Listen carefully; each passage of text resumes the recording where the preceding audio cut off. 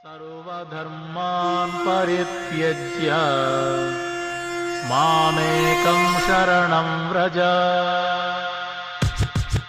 The miseries of material existence and the most hopeless conditions of life is the best possible opportunity to turn to God.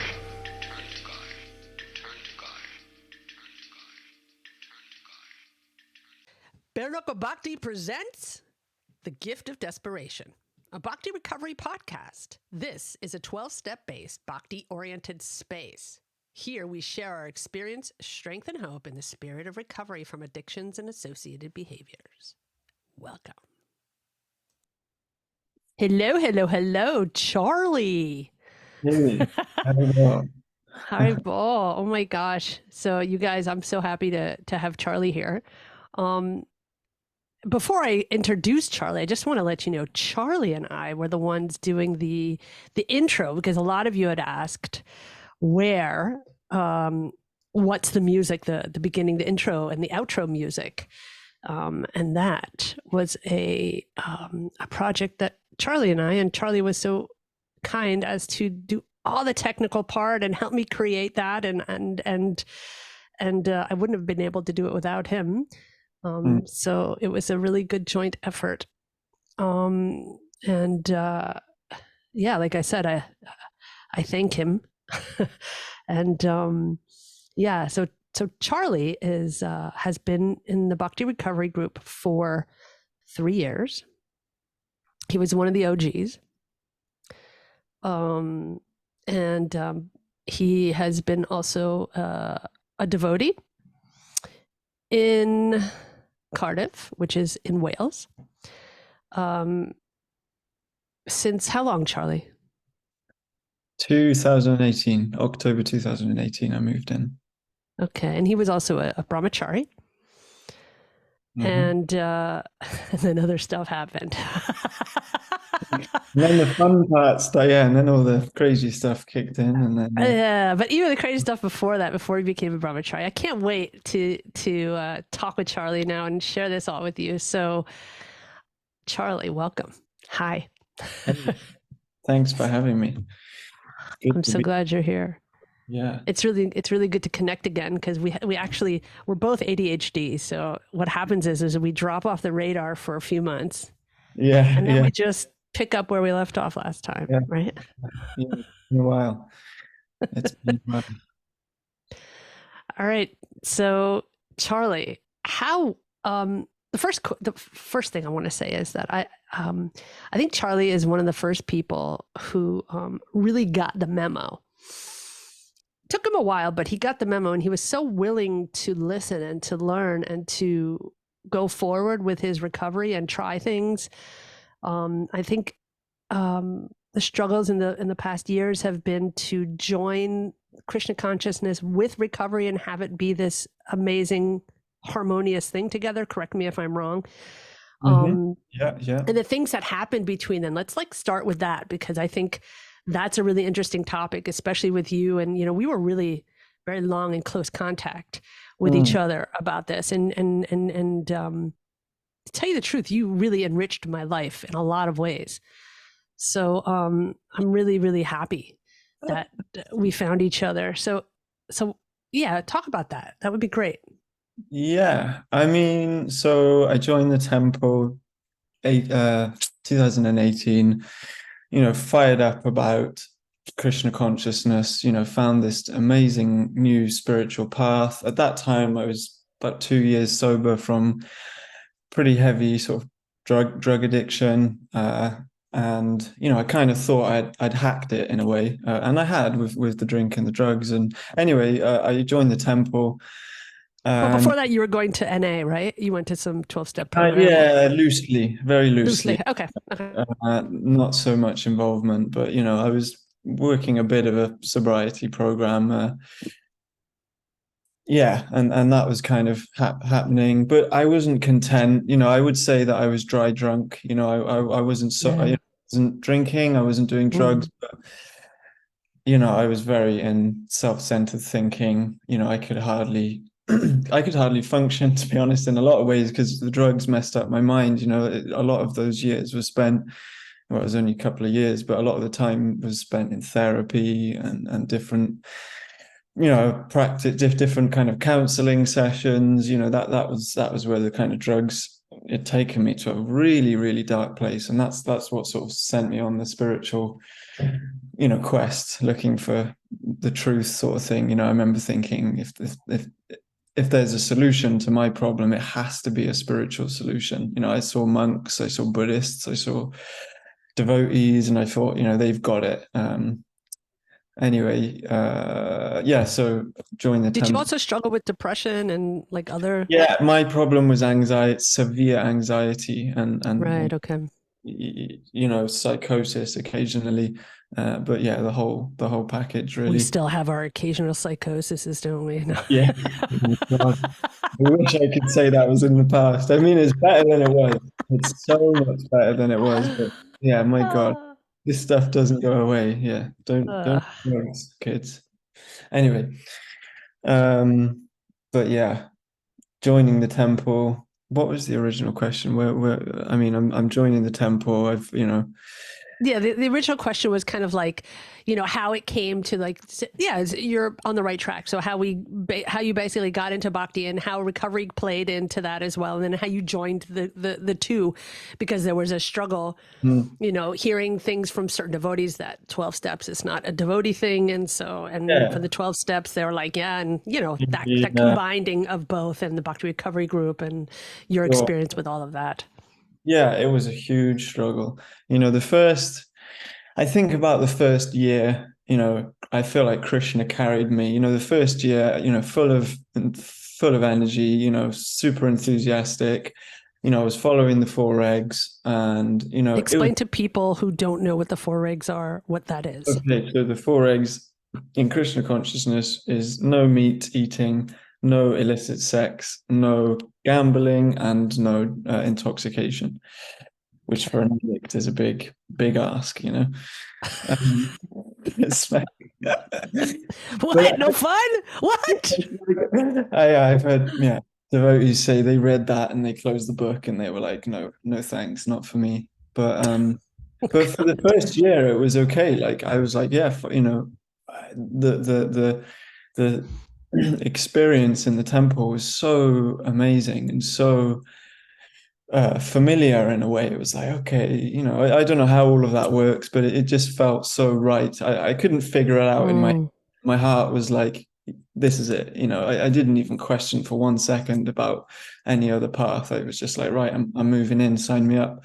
And did the whole brahmachari life and living in the temple. How was that? It was a roller coaster. It was blissful. It was traumatic at times because I had all these demons, and a lot of devotees say, just it'll be fine. You just chant and read, and that was helpful and not helpful at the same time. And I did receive some really, really amazing support from a senior devotee, Mother Mishra from Cardiff, who was so compassionate and so human, and yeah, if it wasn't for this devotee, no way would I still be around. But the importance of guidance and the importance of people relating to one another, especially with people who have been around longer, who can explain to you, have been through the same process. I think that's really something that should be very high on a priority list when entering a spiritual life. Yeah, 100%. And I've heard it before. Don't throw verses, or don't throw Sanskrit verses at emotional problems. And she wasn't, she was doing exactly that. She was kind of coming to me on a very personal level. I heard a lot of the time when devotees with the best intention, I'd have some pretty intense stuff, like real dark stuff that had come up from my drugs, and they just said, snap out of it. You gotta put yourself together, start chanting, read a couple of shlokas. It says, surrender to me, and it didn't sit right. It didn't, and maybe it worked for them, and it also did work for me for other problems. If I was just being, whatever, but with these kind of, okay, I was Yeah. suffering all kinds of like PTSD and psychosis, and I mean, maybe these things are ultimately the solution.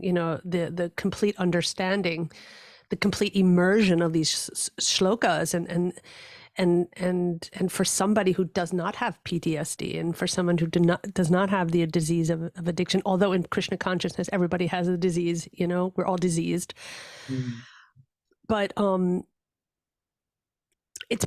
it is.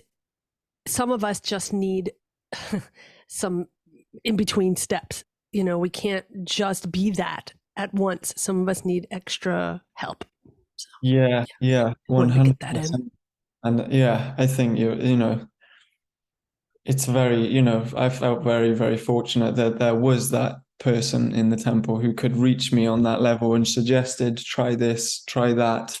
And I feel for devotees that maybe can't access that kind of help, that are getting, for well-intentioned devotees saying, just hear and chant, which, like you say, I believe is ultimately the highest, and there isn't anything more powerful than that process, but that may not be the medicine they need at that time when it's like Yes.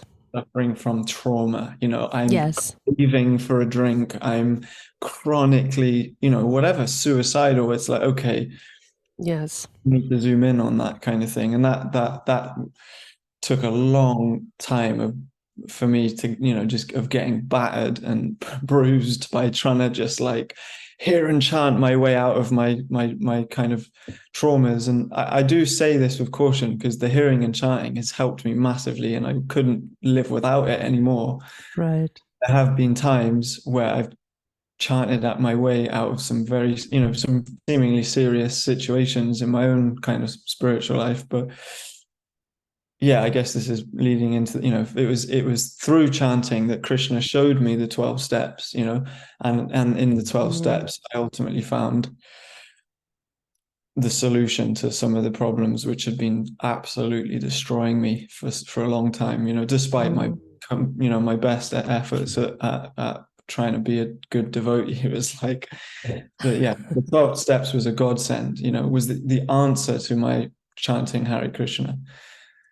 And that came That's through. wonderful. That's wonderful. And I remember, we talked, God, I mean, we were pretty close. We are pretty close, huh? I mean, for years, we spoke and spoke and spoke and spoke almost daily for the first years.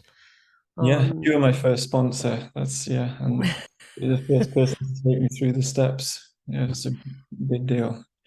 And I think, just by the way, I want to do this side note here, which is a huge side note, is that Charlie chairs both of the BRG men's meetings. And, Charlie's been working a great program. He's a great devotee, been working a great program. And he is the living proof that it works. And I'm really grateful that he does that service, because we need people like Charlie to go through the steps, to get through that, and then to serve these groups in helping others and empower others to do the same. So thank you, Charlie. Thank you. Thank you, Jiva, for saving my spiritual life. Yeah, I don't know. Yeah, we were doing our testimonials for the BRG the other day. I think it's so important that, everyone in the meetings writes something about the BRG, because it isn't, it's such an important group. And, for me, if I hadn't found the BRG, God knows what, if I'd, couldn't imagine if I'd had to continue through that. And I'm sure there's so many devotees who desperately need it, and who would really, really benefit from it. Anyway. So let's get back to the the joining of the two, and a couple of the struggles that you had with that, and how you really were able to bring them together and then be good with that, because that was also, we do at the Bhakti Recovery Group encourage everyone we almost urge everyone to go to regular 12-step meetings. With the addictions of whatever addictions that they identify with. If you identify as a drug addict, you can go to NA. To an alcoholic, you go to AA. As a codependent, you go to CODA. As ACA, you go to ACA. Adult children of alcoholics and dysfunctional families, and so on and so forth. I think, I don't remember, but had I encouraged you to go to regular in-person meetings? I don't remember. I can't remember. I know I did definitely get Yes, from a few, but I'm sure you must have. I'm sure you must have in the beginning. Yeah, there was always that encouragement to go to in-person meetings, whatever they were. AA, NA, CA. Yeah, and you and yeah, so that was just a side note as well. But yeah, so tell us a little bit about the merging of the two and the challenges and the realizations maybe you had with both of those. Yeah, I mean, it was for me, it took a lot of struggle and a lot of one way, then the other way. I was going to the temple every day, morning program, and then I'd fall in one of my habits, and then I'd go the other way, and I'd only go to meetings. I wouldn't go to the temple. I'd stop chanting my rounds, and I remember that. meetings God, so every day.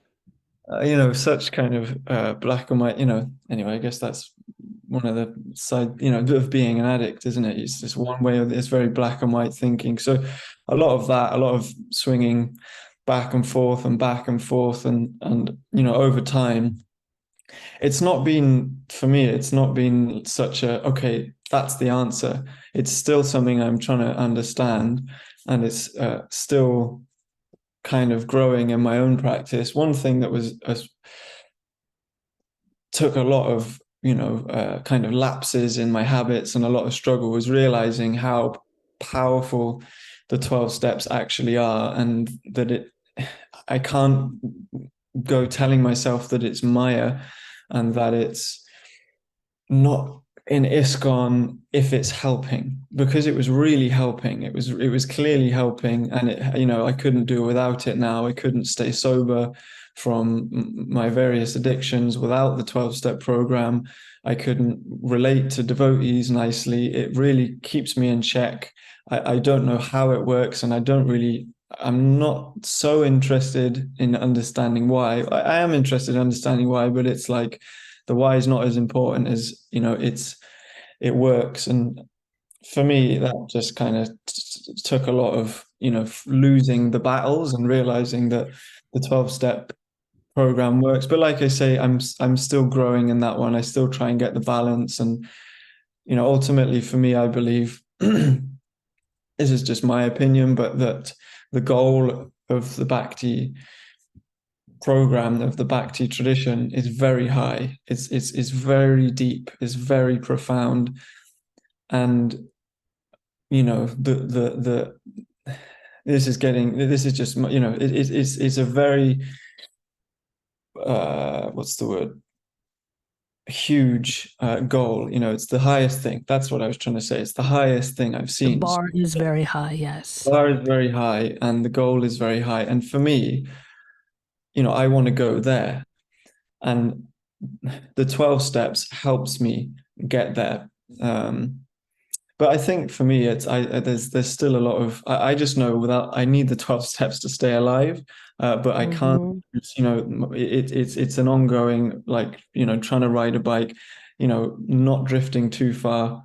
But at the same time, another thing I've been thinking about recently is they're really not two separate things in one sense. In a sense they are, but the more I move forward, the more I kind of realize that they are. You can merge them together quite nicely. They synergize quite nicely. But I do think that that takes some. I don't know. It took me a lot of thinking, because I'm a bit obsessive and I get really into these things. And I always had this fear of losing my bhakti and going into Maya and forgetting Krishna. The 12 steps would do that. But the more I leant into the 12 steps, the more I realized that this is where Krishna wants me to be. And it's the actual opposite. It keeps you closest. Keeps me closer. Yeah. So what do you think? So first of all, for people who don't know what ISKCON is, that's the International Society of Krishna Consciousness. Um, and not all bhakti yogis are a part of ISKCON. Being a bhakti yogi doesn't mean you have to be in an institution, but Charlie is a member of ISKCON, the International Society of Krishna Consciousness. And yeah, if you want to say something about that, you're perfectly welcome. Yeah, I mean, for me, I definitely identify as a member of ISKCON. You know, Prabhupada saved me. I see it like that. If I didn't find the devotees, I don't know if I'd still be around. You know, that's just the nature of where my head was at. It gave me faith. Prabhupada is the founder of International Society of Krishna Consciousness. I'm only saying these things because I'm not sure if everybody is a devotee Sure. who's listening. So Yeah, no, of course. And you know, I you know, without ISKCON as well, I think, you know, without ISKCON, would I have found the 12-step program? But yeah,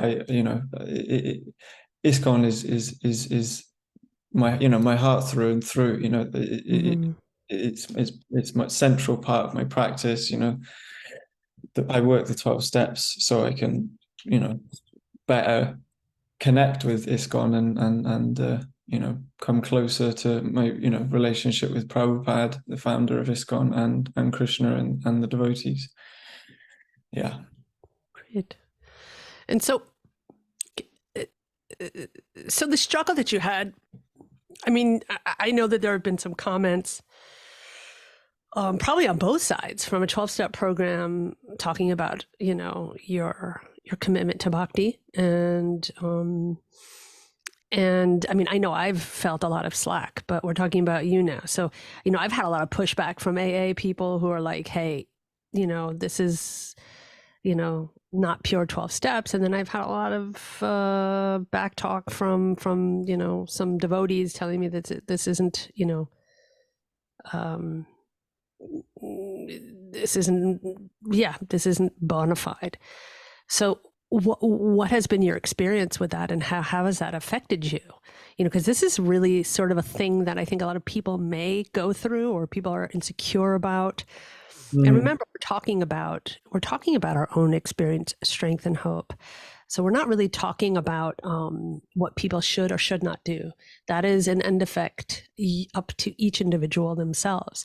So that's why we're here, and I'm really glad to be able to pick your brain about this, because I think you really are very reflective, and you've gone through a lot of processes. I've seen you really, through trial and error, find your way. It was very bouncy, back and forth, but through trial and error, you stuck with it, Charlie. You stuck with it. You stuck with the pushback from ISKCON, not ISKCON. ISKCON does not push back. Actually, ISKCON is a big champion of the Bhakti Recovery Group, and I'm very grateful for that. But let's say some devotees, and you stuck with it in the 12-step program, where people are like, oh, so you're in that cult, you know, whatever. So I think it's important to share that. Yeah, I mean, that's a big one. You know, I think about this, you know, kind of pretty much all the time, maybe a little obsessively. But well, that's because you're obsessive compulsive, and I know that. So. I haven't got a choice. I'm powerless over that. But you know, is it a bad thing? Is it a good thing? I guess. But yeah.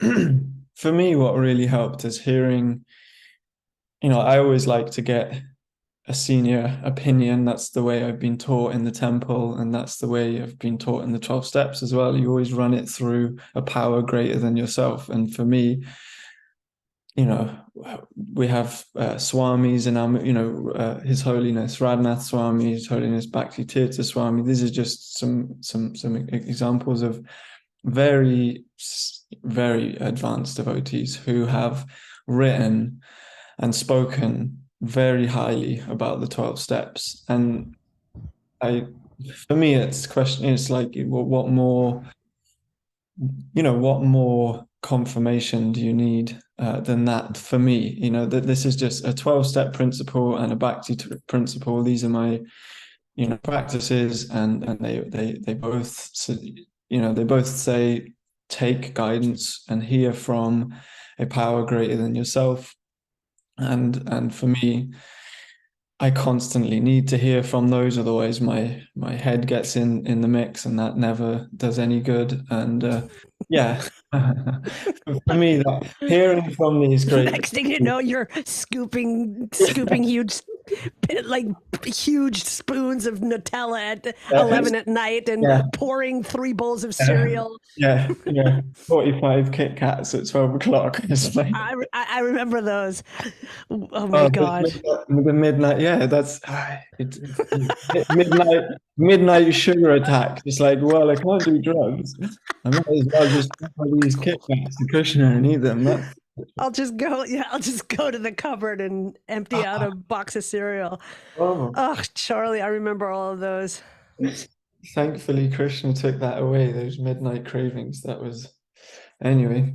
Yeah, that was my nan's fault. She used to send me like The 2 parcels, I parcels remember. of chocolate and biscuit. It's like, oh well, she's offered them to me. I'll offer them to Krishna, and then I'll offer them to, and then I'll eat them. And then I'll eat them, but you won't eat them normally. You'll eat them all Yeah, in one that's sitting or two.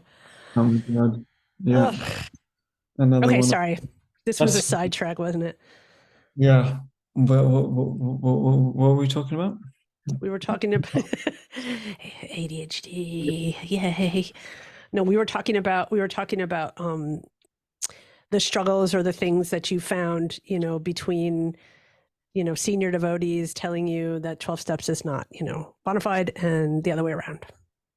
Yeah, so from well-informed devotees, I heard, for example, anyway, I don't really need to get too much into the details, but in one of Bhakti Tirtha Swami's books, I read a whole section about he said that I don't want to misquote, but essentially that the 12 steps is empowered by Krishna, for those that have this disease. And for me, I don't need any higher authority than Bhakti. For me, I don't see any more sort of gleaming examples of open-hearted,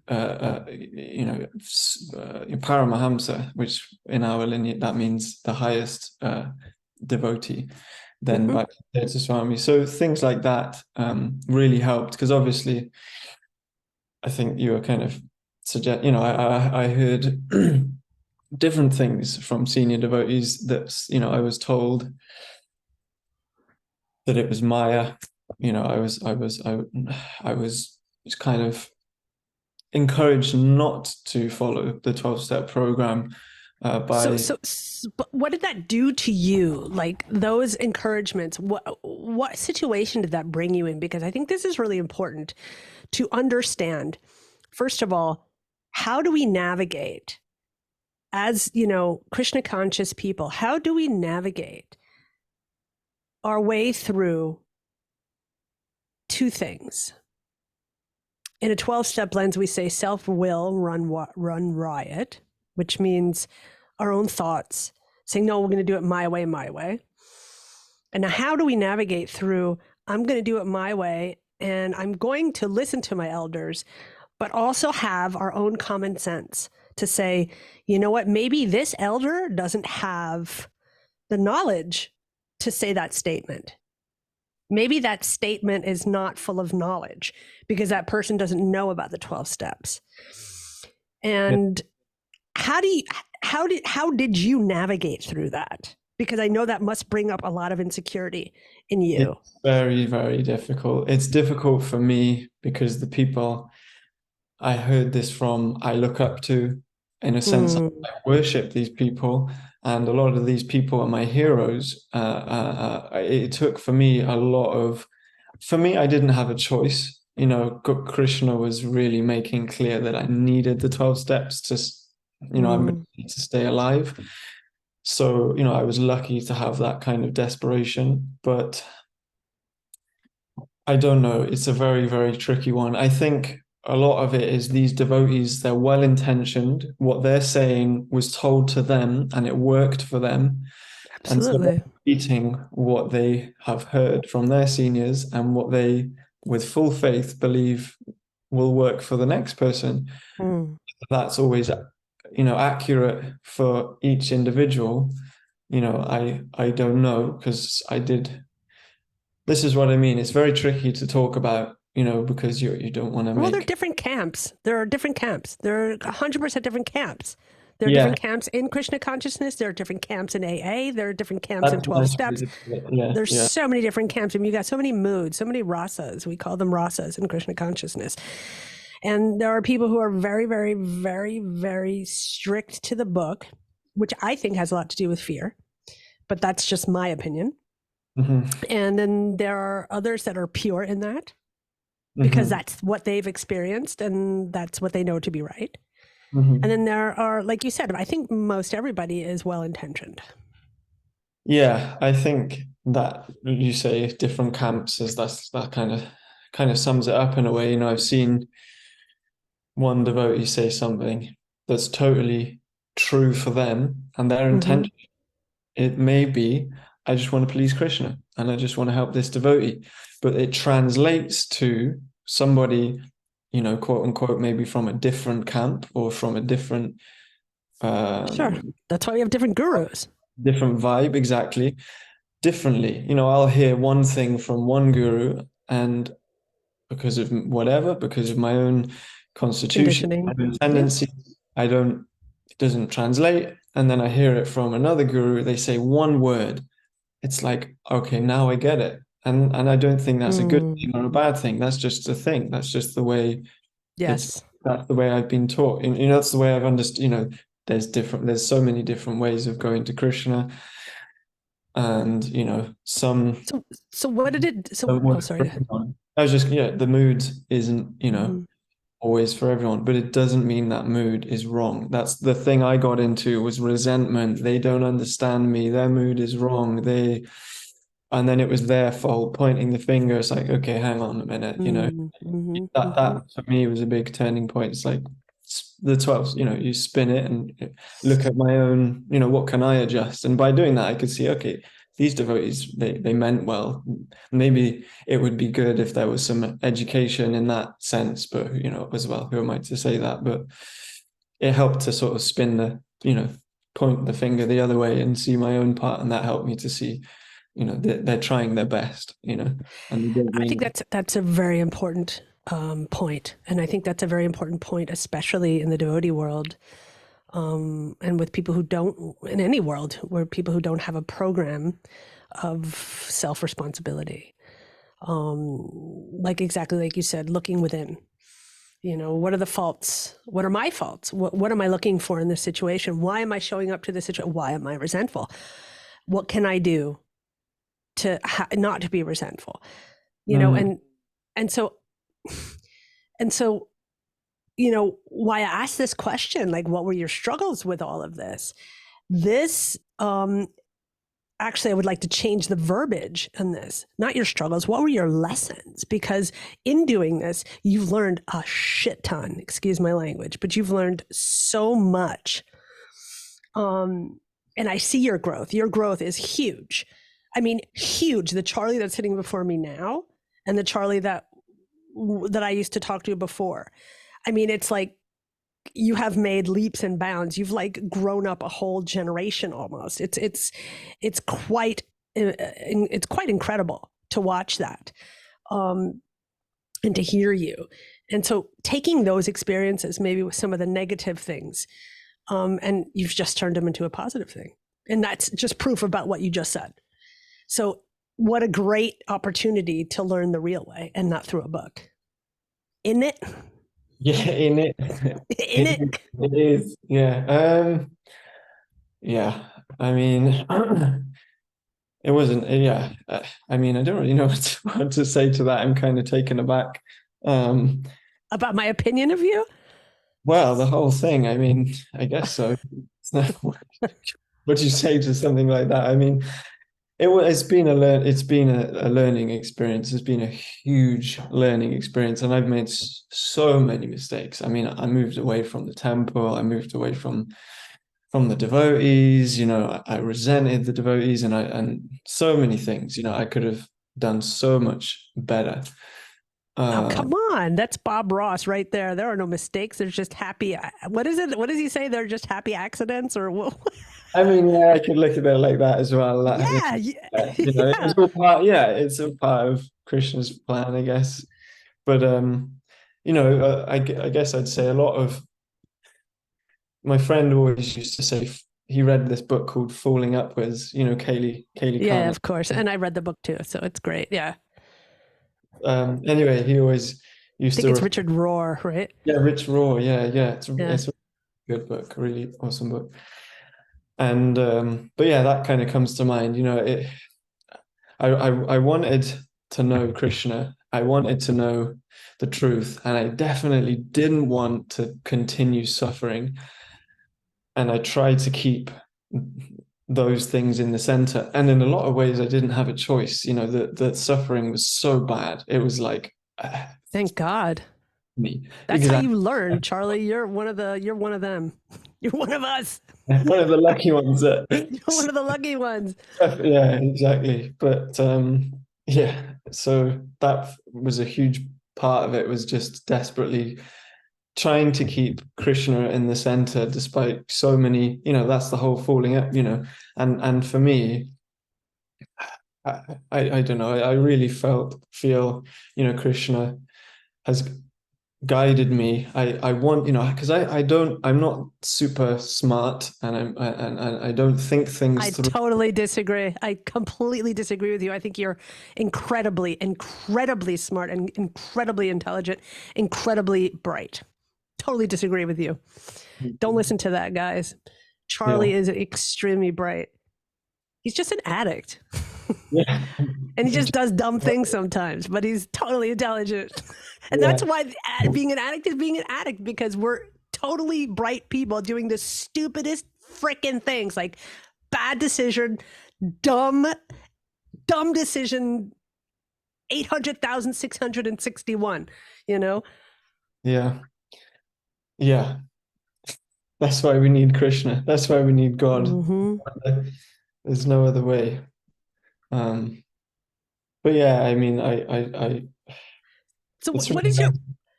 so what does your program look like now? Like, what is it that you do? Like, what does your day look like? Your including your spiritual day and your regular day, and how do you like incorporate all of that together, and how does that work for you? Yeah. Sure. I mean, for me, mornings are really important. I have to try and get up early.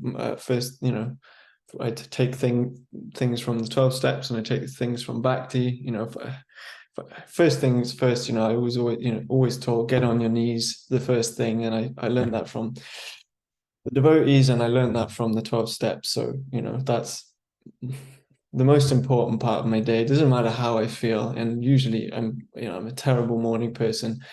Hit the deck, recite recite my prayers, whether it's like heartfelt or absolutely heartless. Just take the action, and hand my day over to Krishna and pray that I might be, to try and be useful to someone else, and please keep me sober.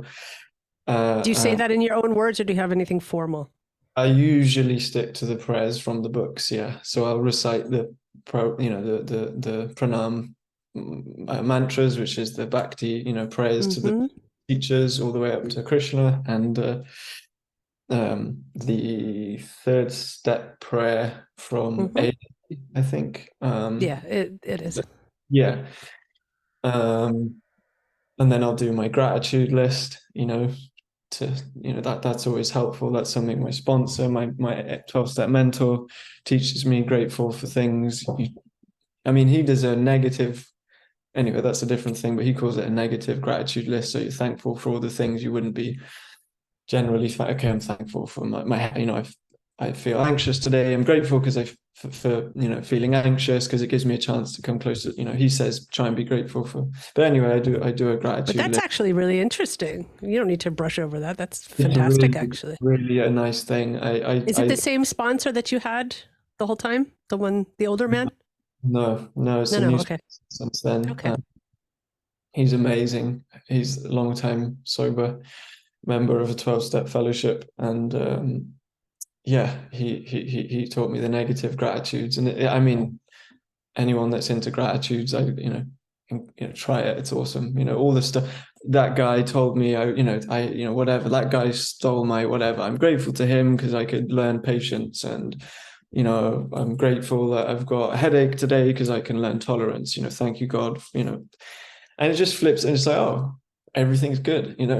I'm not, by no means do I think like that all the time. Generally, I do my list, I feel it for 5 Yeah, seconds. but that's like Queen Kunti's prayers, is it not?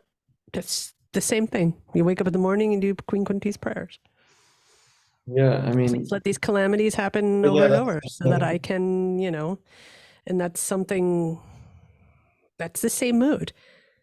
That's why I find it very difficult for people not to understand. The whole Bhagavad Gita is the process of the 12 steps. If you look at Arjuna and how he surrenders to Krishna and how that process takes, and how he has to go through all those layers of attachment and all those layers of, all of that stuff in order to finally surrender.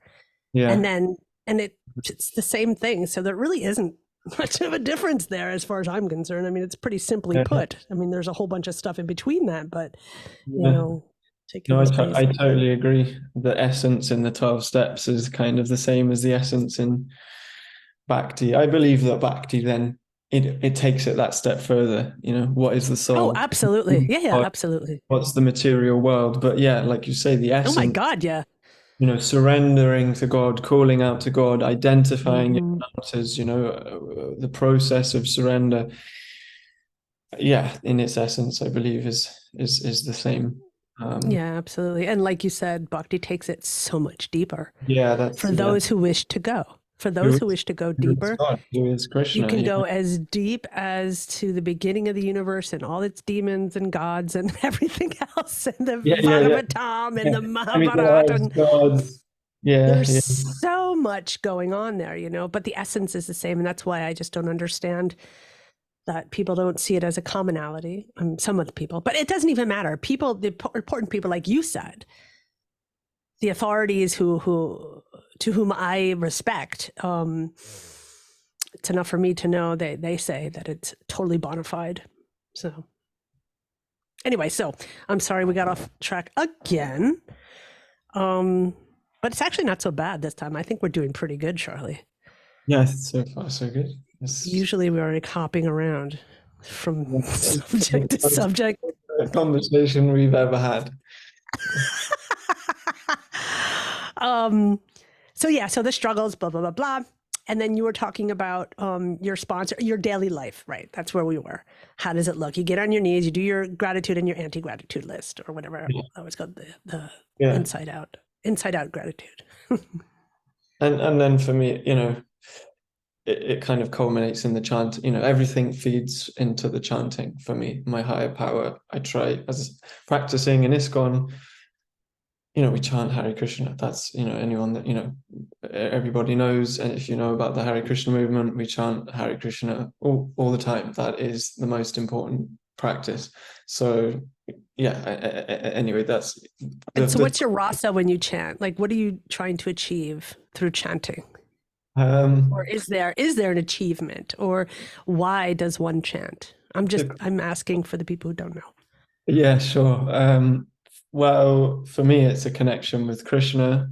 For me, I'm also putting faith in what I hear about the power of the mantra. That it gives pure love for Krishna. That it purifies us of so many things. They say lifetimes of coverings and impurities.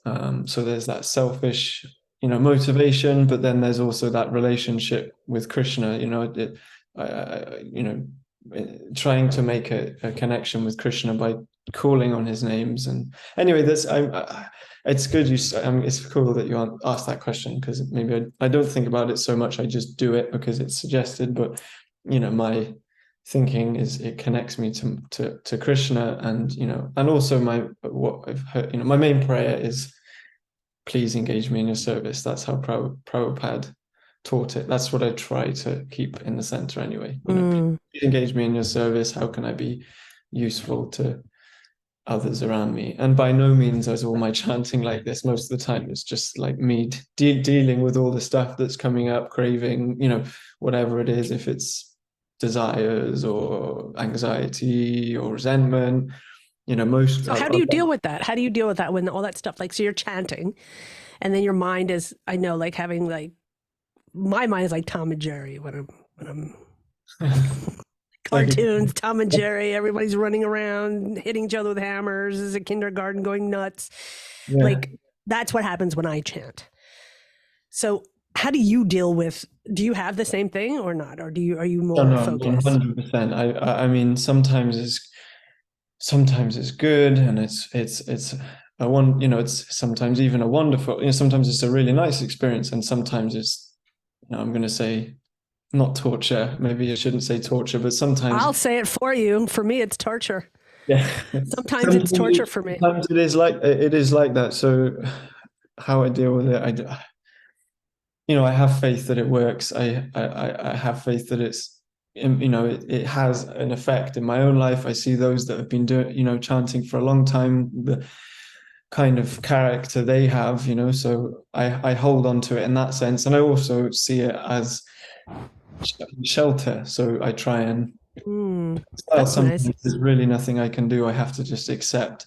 That's been helpful for me recently. It's like, I'm not going to try and make this go away. I'm not going to try and make these horrible, feelings, as sometimes it is like that, these emotions. I'm just going to sit with it and focus on Krishna. And that helps, like not trying to change it. Because for me, for a long time, it's like, Hare Krishna, I'm going to, please go away. And the more you fight against your mind, the more it fights against you. And then you're just in this horrible mess. But, so it's like acceptance, right? Yeah, it is what it is. My head is, buggered, or whatever you want to, it's not in a good place. I'm not going to try and change it. I'm just going to hand it over to Krishna as best I can and chant my rounds as has been suggested, and that helps. But sometimes it's like, anyways, that's really helped me recently, and like that's from working the steps. That's something I learned from. They say accept the things you cannot change, and you might, for me, my mind, there's not much I can do about my mind. It is what it is. Yes. If you could control your mind, you would have a long time ago. Yeah, that's true. Yeah. I'm really happy that we're talking about this, because I find it really incredibly important for this message to be heard, especially from you, Charlie, because you're one of the rare ones who have really, stuck to your guns, or stuck to the guns, the Krishna conscious gun and the 12-step gun. And for Pete's sake, I mean, there are people who don't struggle that much and just don't stick to it. They just don't stick to it. They don't stick to it. And I think you have the gift of desperation. I really do. And that gift of desperation, it's like that, what your sponsor said, this, taking the things that you're grateful for and the negative grateful list, like that desperation, thank God, thank Krishna for desperation, because if I wasn't desperate, I wouldn't be holding on to things that, trying to let go of our old ideas, because the result is nil until we let go absolutely, and start listening to the things that help us, and to start living those things. And as much as you think you were falling upwards, it might seem that way for you and it might feel that way for you. But someone who's been in the program for 27 years or longer, 35 years, and somebody who, okay, I haven't been around, I've been around Christian consciousness for about 6 years, which is pretty newcomer. I'm a really big newcomer, but in my observations, you're really one of the winners. And I just really respect that. I don't give out that kind of short shout out to anyone who I don't believe have really walked the walk, and I really truly believe that you're one of those people. I just love that. I know it's making you uncomfortable. I can see it. You should see Charlie like totally like shrinking, swallowing. I don't know what to say. I'm lost for words. Thank you. Yeah. It's true. Take that. Yeah. What? Dead. Yeah. Anyway. Okay, so that's your day. And then, I guess, and so you go to meetings, right? I imagine what does your recovery look like? When you take your Krishna consciousness and your 12 step, what does it look like? Yeah. I go to quite a few meetings and it varies. Sometimes I go more, sometimes I go less. At the moment, 5-6 meetings a week, sometimes more. I try and go every day, really, at the moment. I find it's a good defense against my kind of evil tendency, not, my negative, my disease, my cravings. Is a really powerful defense. So going to meetings every day, engaging in the culture of recovery that is available in a 12-step group, whether it's on Zoom, whether it's in person, BRG, those that get the disease. I have to be hanging out with those people and hard and fast. Is that the right way to put it? Yeah, hard and I have to be close, shoulder to shoulder with people who are in the fire of recovery and of the 12-step program, because that's where I've seen recovery and that's where I found recovery for myself, and yeah, the BRG is really for me an important in that regard, because I can be shoulder to shoulder with devotees in recovery, that are chanting and hearing, connecting. What would you say to the people who are like, what? A meeting every day? Are you out of your mind? Why would you go to a meeting every day? What would you say to to that statement? I mean, if it works, if you found something, if you're barely surviving and someone shows you something and it works and really works, it's tangible, there's no denying it. For me, it's a no-brainer. If it helps you nip the habit in the bud, and it's clearly doing that, and it's not really detrimental to your bhakti, why question it? And that was my problem for a long time. It was saving my life. It was, opening me up to realms of bhakti I couldn't otherwise see before, because I was getting sober from the external things and from the things that were holding me back inside. It was a no-brainer, but I didn't trust my own experience, because I was reading and hearing, no shiks are outside of ISKCON, and this isn't me pointing the finger. This was just my own hang up. I was hearing things, be careful, not sure about that, is it 12 steps? It's just psychology. It's just like so I took that on board. I was impressionable, and these guys are devotees, they know what they're on about, I'll take it. And that took me, a long time, it stopped me going to meetings for a long time. But anyway, for me, it just worked. I had to figure it out for myself. Okay, it's working. I'm staying sober. I mean, wouldn't you say that, the disease is 24/7? Yeah. And everyone, I think people think that also Maya is 24 in a bhakti lens, and plus in an addiction lens. It's the same thing. It's not like, oh, okay, so I'll, once a week I'll practice bhakti. That would be as ridiculous to say that I'll do something bhakti related once a week for an hour. Yeah. What? Yeah. It's like I drank or I used drugs when I was a heroin addict. I used drugs from the fucking second I opened my eyes up. I had a box by my bed. The first thing I did was give myself a nice shot in the morning. Mm. And then I continued 24 hours a day. Why on earth would I think that one meeting a week would help an addiction that strong? I went first 90 days, I went to 180 meetings, if not more. Wow. I stuck, like you said, I stuck in person. There wasn't Zoom back then. I stuck with the people in the program, you know. And at the time I knew of Krishna consciousness, but I didn't have anyone in my immediate vicinity. So I hung around actually with a lot of Christians and a very strong faith-based. I went to meetings that were very, very faith-based, because there are, you know, also different rasas and different camps in meetings. And I hung out with the very, very strong God message meetings, which was very helpful for me. So, yeah. So, you know, that's kind of, that's my comment to, hey, why do I have to go to, you know, all those meetings? It's like, well, you don't have to. I mean, you know, you don't have to, but, you know, you can also, you know, fall right back into that, you know?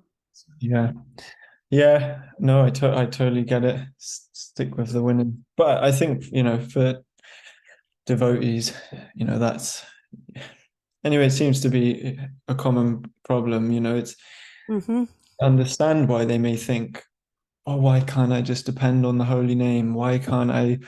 Well, they can. Why do I have to, you know, 4 meetings a week? That's 4 hours a week where I'm not with devotee, you know. And that's how I was taught. So yeah, it's, you're still kind of getting through that, huh? Are you still chewing on that, or is it? Probably it's. I mean, I think it's been battered out of me. It really has. But there's element. You know, I hold on to things for my dear life when I probably don't need to. But for this one, it's quite close to the bone, because I had this training to very strict training in the ashram. You don't depend on the holy name. Hearing and chanting will dissolve all your problems. Stick with the devotees, you know. Yeah, but doesn't the 12 steps just completely encourage that? I mean, it says in any 12-step program that, you know, if you have a religion, please keep staying in your religion, because it fits there. It's not like that or the other thing, you know. It's what I understood. I mean, it may be a hang up of my own, and some, you know, I know the more I surrender, you know, dived into the 12 steps, you know, I had a member of AA or of a 12-step fellowship tell me to hear and chant. He said, you know, I was just revealing my mind, and, you know, this is where I'm at. He's a long time sober member, very strong in his practice, and he said, you know, do you guys, you know, he said, are you religious? Yes. Do you guys chant on beads? And I said, well, yeah, that's the main thing we do. Okay. He said, do you read scripture? And I said, yeah, that's the other main thing we do. And he said, this is what you should do. You should chant whatever mantras you chant every day, and you should read your scripture. And I was like, Haribol, you know, this is Krishna speak, you know, this, you know, really kind of answering my prayers that you're safe. You know, if you want to know and you want to be with God, you know, and you want to know spiritual life, then he's got your back in whatever program you're in, you know, if that's what you want. Yeah. So you've brought that together. You said you do your prayers, you do all that. So bringing it together when we wind this up now. So bringing that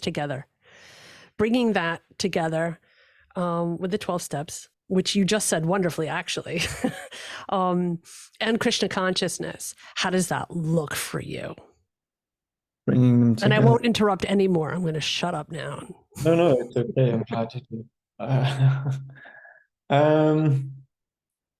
I mean, how do I mix them together? In one sense, they're the same thing. You know, I know I've just been insinuating that they're not, but essentially, they're non-different. You know, if I'm in the right consciousness, if I'm, you know, shooting for you know, they say the AA Big Book, what is it about? It's all about God, you know. Anyway, not to get too into that, but for me, then they're but why not? You can get into it if that's where you feel you want to go. Yeah, well, Don't have any. There's no time limit. There's nothing. So just however feel free to go yeah. into however you want to go into it. So for me, it's taken time to merge the two, to figure out, okay, what works for me, what taking things that work from the 12 steps that help me sober and connected to Krishna, taking things from Bhakti and seeing where they relate, finding the similarities, like I said, in the morning, saying my prayers, gratitude list, and chanting, obviously, that's, but the things I found that work from both of them, that work in the 12 steps are the things that I found that work in Bhakti and vice versa. But I guess what more, I mean, for me, a recent realization is coming out of selfishness. That's something that the 12 steps talks about, and Bhakti talks about, is service. Thinking about not only thinking about what would be pleasing to Krishna, but also doing something for someone else. Like, as an addict, I just didn't think like that. It's not the nicest. Of course, it's all about us, man. It's all about me. Yeah, I am God. I am the center. Self-centered, and it's in the extreme. Yeah, exactly. So, chairing meetings, phone calls, people who are new to the meetings, new to Bhakti. That for me is been a recent thing that my mentors but anyway, it's really hammered in both programs, but took a while for me to catch on. It's like, service, you got to do service, and so trying to, whether it's in meetings, whether it's chairing meetings, whether it's calling newcomers who are trying to get sober, whether it's going to outreach programs in a temple, whether it's cleaning the temple, I have to be doing service. And that's something that's come from my 12-step community and the Bhakti community, because that gets me out of my head, which I'm learning is the crux of it all this stuff in my head. I do this, I hate this person, I'm amazing, I'm a loser, I'm this, all this stuff. Self-obsession, anyway, there's a way they word it nicely in the AA Big Book. That's the crux of it all. And yes, keeping Krishna in the center, and thereby trying to help other people either come to Krishna or uplifting them somehow, just being useful to society, like that is a bit of a, it's totally the opposite of what I've been used to, but seemingly, it's the medicine, that's the medicine that really helps. But yeah, anyway, that's just keeping plugged in and staying out of my head, staying out of my self-obsession. Yeah. wow, inspiring. You are, for me, you are a huge miracle. And I'd love to have you on regularly if that is something in your interest. Just whenever, because I think we always have stuff to jive about, different subjects. Nice. That would be very nice. And and Charlie, what you also, are you you're freelancing still, right? Or are you good on work? Say that again. Yeah, I work for my sister. I wouldn't call myself a freelancer. I mean, No, I'm just saying. I'm asking you because of like if you take on new clients or whatever, you can plug yourself now, and we can. Yeah, reach that, but I don't. on Instagram that's my making. If I cannot do that as a service for devotees, that's what I do, is make music, make jingles, make videos, Rath Yatra videos, program videos. You gave me the chance to promote myself, so here it was. So where can we find you? Charlie Davidson? I'm not so good on socials, but I think it's CJD. No, I know that's it. It's cjd.create. And you can drop me a message on there. There's a bunch of videos and links, and and also T Krishna Kumri. That's not me, but it's I've done videos and different, media projects for T Krishna Kamri. And also, if you haven't already, go check them out. They're an amazing community. They're doing amazing things. And if you're in Cardiff or Wales, T.Y. Krishna CYRMU. It means the House of Krishna in Wales.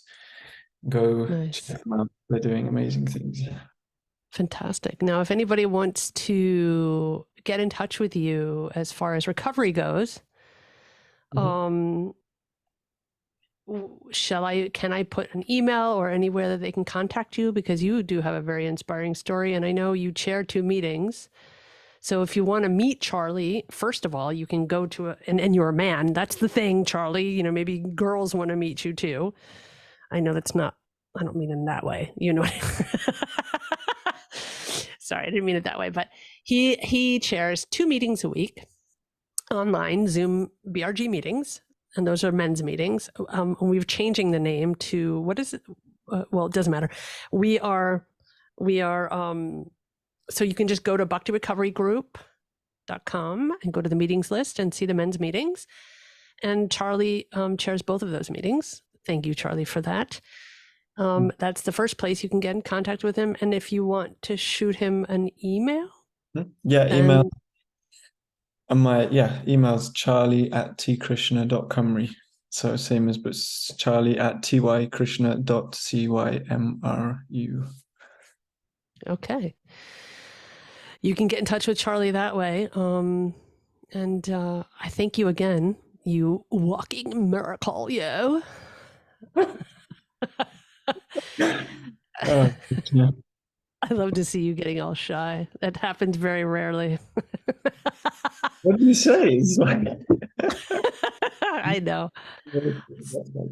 I should have warned you ahead of time that I was going to be singing your praises.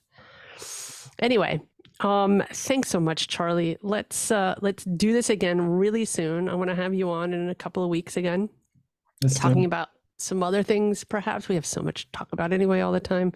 Maybe we can talk about obsession with food or something. Oreo addiction anonymous. Oreo addiction anonymous.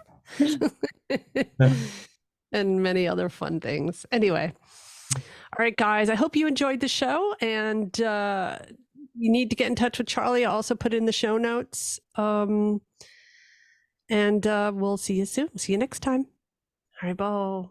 Haribo. This concludes another episode. Thanks for listening. In order for me to serve this community to the best of my ability, I welcome feedback. Please write your feedback at bhaktirecoverypodcast@gmail.com. That's bhaktirecoverypodcast@gmail.com. Also, please don't forget to follow and give us a 5-star rating. Share this with family and friends. If you'd like to join our Bhakti Recovery community, or just find out what we're all about, please visit our website at www.bhaktirecoverygroup.com. That's www.bhaktirecoverygroup.com. There are no dues or fees, and we meet daily. If you or someone you know is struggling with addictions and/or associated behaviors, you will find links in our show notes to various 12-step programs. Nobody seeking recovery need ever be alone again. सर्वधर्मान् परित्यज्य मामेकं शरणं Vraj. The miseries of material existence and the most hopeless conditions of life is the best possible opportunity to turn to God.